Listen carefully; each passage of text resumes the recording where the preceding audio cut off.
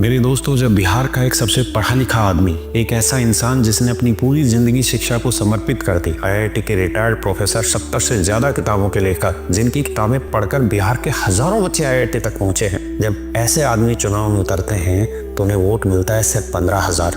और उधर जीत किसकी होती है? कि ऐसे उम्मीदवार की जिनके 2 MMS वायरल हो चुके थे, फिर भी उन्हें 1 लाख से भी ज्यादा वोट मिलते हैं। और सोचिए, जब हमारे नेता ऐसे होंगे तो बिहार में स्कूल कौन बनवाएगा, हॉस्पिटल कौन सुधारेगा, सड़क किसे याद आएगी? लोग कह रहे हैं ये प्रशांत किशोर की हार है। नहीं भैया, ये बिहार की हार है। ये हार है उस सोच की जो जाति के नाम पर वोट देने की सोच के खिलाफ होते हैं। जब कोई नेता शिक्षा की बात करता है, जब डेवलपमेंट की बात करता है, जब माइग्रेशन कम करने की बात करता है, तो बिहार की जनता उसे 1 सीट भी नहीं देती है। और सच तो ये है कि बिहार को भी डेवलपमेंट की जरूरत महसूस ही नहीं होती, क्योंकि वोट के टाइम पर 10,000 मिल जाते हैं, दारू मिल जाती है, 5 किलो राशन मिल जाता है, वोट बिक जाता है। जिस इंसान का दिन गटर के किनारे पीकर गुजर जाता है, उसे शिक्षा की क्या समझ, उसे अच्छे हॉस्पिटल की क्या जरूरत है, उसे कौन सी चौड़ी सड़कें चाहिए? और सबसे बड़ा सच, सरकार चाहती भी नहीं कि बिहार डेवलप हो, क्योंकि सबसे सस्ता मजदूर, सबसे आसान लेबर बिहार से ही मिलता है। अगर बिहार तरक्की कर लेगा तो ये सस्ता लेबर कहां से आएगा? इसलिए अगर आज बिहार पिछड़ा है तो उसकी सबसे बड़ी वजह बाहर वाला नहीं है, आप खुद है। और जो लोग वोट को 10,000 रुपया राशन में बेच देते हैं, वो सच में गटर से बाहर आना ही नहीं चाहते। बिहार 5 साल और पीछे चला गया